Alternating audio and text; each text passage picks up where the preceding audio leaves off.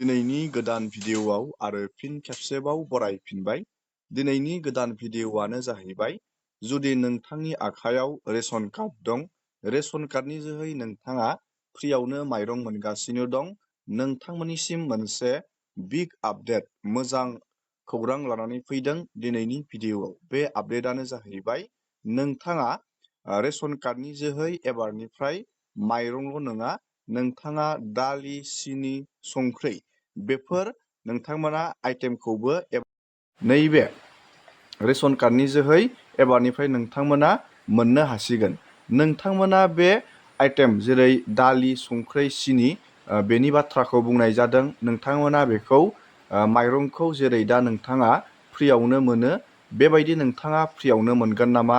माब्लानिफ्राय नोंथाङा बे दालि, संख्रि, सिनिखौ मोननो हागोन? बेनि नोंथांमोननो बिग आपडेटखौ दिनैनि नैबे भिडिअ'नि जोहै शेयार बानायगोन। लोगोसे दाख्लैबावै नोंथांमोननो आं मोनसे भिडिअ'नि जोहै आपडेट लाबोदोंमोन। आसामनि CMआ गावनो बे बाथ्राखौ मोनसे प्रेस कनफारेन्सनि जोहै रोखा खालामदोंमोन। नोंथाङा जुन मान्थआव खेबसेयैनो मास मोनथामनि माइरंखौ मोननो थांगासिनो दं। नोंथांमोनाथ' मिथिखायो, मास मोनफ्रोमबो नोंथांमोना रेशन कार्डनि जोहै फ्रियावनो नोंथांमोना माइरं मोननाय जायो। खेबसे नोंथाङा मास मोनसेयाव माइरं मोनो। नैबे जुन मान्थआव खेबसेयावनो नोंथांनो माइरंखौ आसाम गभर्नमेन्टआ होनायनि बाथ्रा बुंदोंमोन। आसामनि CMआ गावनो बे बाथ्राखौ बुंदोंमोन। आं दायो बे भिडिअ क्लिपखौ भिडिअनि जोबनायथिं होगोन, नोंथाङा नायबानो जाबाय। गोबां मानसिफोरानो सोंहरबाय थादों, बे माइरंखौ जुन मान्थआव मोनमारगोन नामा? खेबसेयावनो मोनथाम मान्थनि माइरंखौ जुन मान्थआव मोननो हामारगोन नामा? जोङो बेनि आपडेटखौबो दिनैनि नैबे भिडिअनि जोहै नायगोन। नोंथांमोना बुजियाखैबा आङो खोन्थाहरनि। जुदि नोंथाङा मास मोनसेयाव 5 केजि नोंथाङा माइरं मोनो, नोंथाङा मास मोनथामनि माइरं, जेरै नोंथाङा मास मोनसेयाव जुदि 5 केजि मोनो, प्लास नोंथाङा मास मोनथामजों 15 केजि नोंथाङा खेबसेयावनो मोननो हागोन। बेबायदि नोंथांमोना मोनगोन होननानै नैबे आसामनि CMआ जुन मान्थआव बुंदोंमोन, जुन मान्थआव होगोन होननानै बुंदोंमोन। गोबां मानसिफोरा सोंहरबाय थानायलाय आङो बेनि आपडेटखौबो नोंथांमोननो दिनैनि नैबे भिडिअनि जोहै बे आपडेटफोरखौ शेयार बानायगोन। जुदि नोंथांमोना बेफोरबायदिनो गभर्नमेन्ट स्किम बायदिसिना डिजिटेल आपडेट नायनानै मोजां मोनो, नोंथांमोना चेनेलखौ साबस्क्राइब खालामबानो जाबाय। बेफोरबायदिनो नोंथांमोना गभर्नमेन्ट स्किम आरो गोदान डिजिटेल आपडेट नोंथांमोना मिथिबाय थानो थाखाय चेनेलाव गोदानबा चेनेलखौ साबस्क्राइब खालामबानो जाबाय। गिबियावनो सावरायग्रोगोन, जाय बिथांमोननियाव रेशन कार्ड दं, नोंथांमोना रेशन कार्डनि जोहै बे दालि, सिनि आरो बे संख्रिखौ नोंथांमोना फ्रियावनो मोनगोन नामा? बा नोंथांमोना बेखौ माब्ला मोननो हागोन? जोङो बेनि आपडेटखौ सावरायग्रोनि। बेनि उनाव जोङो माइरंखौ नोंथाङा जुन मान्थआव खेबथाम, नोंथाङा खेबसेयावनो खेबथाम नोंथांमोना मोनमारगोन नामा? जोङो बेनि आपडेटखौ नायगोन। दानिया जोङो गिबियाव सावरायग्रोगोन, जुदि नोंथांनियाव रेशन कार्ड दं, रेशन कार्डनि जोहै नोंथाङा फ्रियावनो माइरं मोनबाय दं, नोंथांमोना दालि, सिनि, संख्रिखौ नोंथांमोना फ्रियावनो मोनगोन नामा? जोङो बेनि आपडेटखौ नायगोन। आरो माब्ला नोंथांमोना बे आइटेम जेरै दालि, सिनि, संख्रि होनायनि बाथ्रा बुंदों, बेखौ नोंथांमोना माब्लासिम मोननो हागोन? जोङो बेनि आपडेटखौबो नायगोन। आसामनि CMआ रोखा खालामदों, नोंथांमोना बे रेशन कार्डनि जोहै दा जेरै माइरंखौ फ्रियावनो जेरै नोंथांमोना मोनबाय थायो, बेबायदि मोननाय नङा। नोंथांमोना दखानाव जेरै दालिनि दामा 100 थाखा, दा दालि सेरसेया जुदि दखानाव 100 थाखाबा, बेनि खम बेसेनावनो आसाम गभर्नमेन्टआ कन्ट्रल दखाननि माइरंखौ नोंथाङा जेराव लायो, बेयाव खम बेसेनावनो दालि, सिनि, संख्रिखौ होनायनि बाथ्रा बुंदों।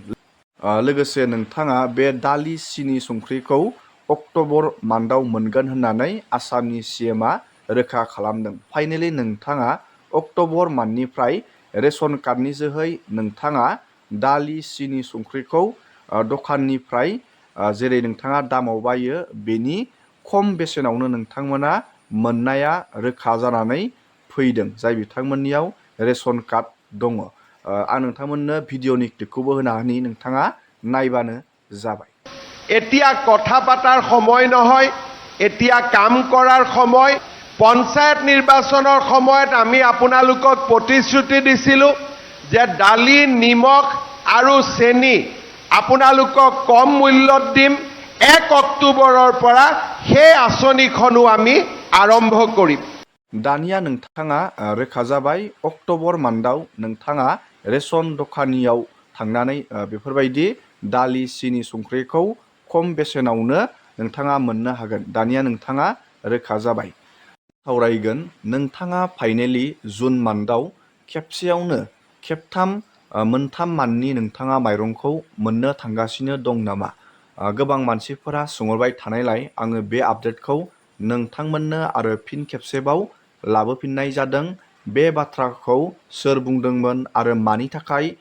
खेबसेयावनो नोंथांमोना खेबथाम माइरं मोननायनि बाथ्राखौ बुंनाय जादोंमोन जोङो बेनि गासैबो आपडेटखौ नायगोन नोंथाङा फाइनेलि मोनमारगोन नामा जुन मान्थआव जोङो बे गासैबो आपडेटखौ नायगोन बे आपडेटखौ होदोंमोन आसामनि सीएमआ सेन्ट्रेलनिफ्रायनो बियो अर्डार फैदोंमोन बिथाङा गावनो रोखा खालामदों बे जाहैबाय भारत आरो पाकिस्ताननि गेजेराव दावहा सोलिनायखौथ' नोंथांमोना मिथिखादों नोंथांमोना मिथियो आसामाव नैबे रेशन कार्डनि जोहै जुदि नोंथाङा दा माइरं मोनबाय थायो बे माइरंखौ गुबुन रायजोनिफ्राय लाबोनाय जायो दावहानि गेजेराव जाहाथे बे माइरं लाबोनाय गारि गुरा बायदिसिनाफोरा जाहाथे प्रब्लेमाव गोग्लैनो हागो बेनि थाखायनो आसामनि सीएमआ मोनसे प्रेस कनफारेन्सनि जोहै रोखा खालामदोंमोन दि आरो सेन्ट्रेलनिफ्राय मोनसे बिथाङा अर्डार नटिफिकेसन फैनायनि बाथ्रा बुंदोंमोन भारतनि प्रत्येक मोनफ्रोमबो रायजोआव मास मोनथामनि माइरंखौ जुन मान्थआव होनायनि बाथ्रा बुंनाय जादोंमोन आङो बेखौ नोंथांमोननो भिडिअनि जोहैबो होदोंमोन नाथाय दा बेनि जेबो आपडेट गोदानै ओंखारफिनाखै नोंथांमोना साननैसो नेथ'नांगोन मानो होनोब्ला दा बेनि जेबो आपडेट ओंखारफिनाखै जुदि बेनि माबाफोर आपडेट फैयोब्ला नोंथांमोननो आं भिडिअनि जोहै रोखा खालामनानै होगोन मानो होनब्ला दा नोंथांमोनाथ' मिथिखायो भारत आरो पाकिस्ताननि गेजेराव दावहाया दोनथ'नाय जाबाय दा जेबो प्रब्लेम गैला बेखायनो जुदि बेनि माबाफोर गोदान आपडेट फैयोब्ला नोंथांमोननो भिडिअनि जोहै शेयार बानायगोन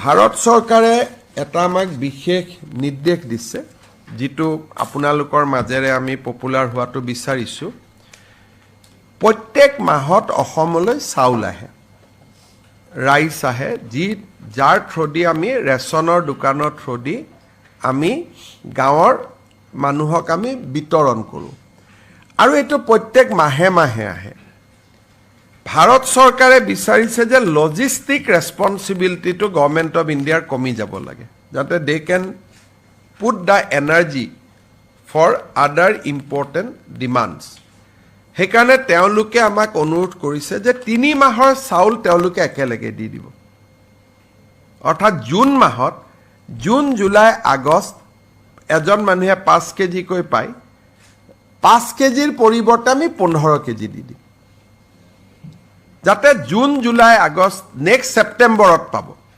সো 3 মাহৰ ন্যাশনাল ফুড সিকিউৰিটি এক্টৰ চাউল আমি জানুৱাৰীত জুনত আমি একেলগে দি দিম খালি ৰাইজে এটো ভাবিব নালাগে যে এটো ৰাইচ বাঢ়ি গল গতিকে অহা মাহতো 15 কেজি পাম তাৰ পিছৰ মাহতো 15 কেজি পাম 5 কেজি আছে কিন্তু 3 মাহৰ চাউল আমি একেলগে দি দিম আমি টিভিয়ে পত্ৰ ইয়াক আমি কৰিম ইউজুৱেলি এটা ফ্যামিলিয়ে ম্যাক্সিমাম 35 কেজি পায় 35 into 3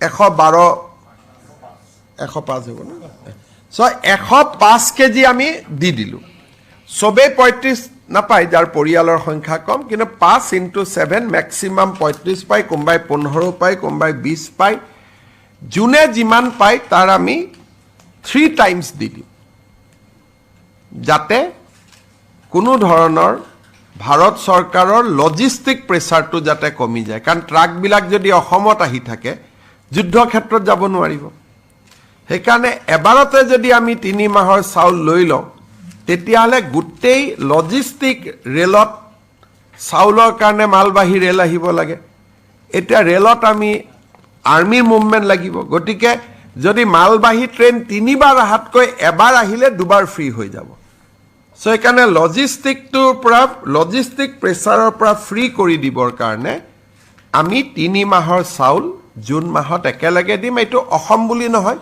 সকলো ৰাজ্যৰ কাৰণে এইটো এছঅপি হৈছে আৰু অসমৰ ৰাজ্যক মই বিশেষকৈ কথাখিনি অলপমান জনাই ৰাখিব খুজিছোঁ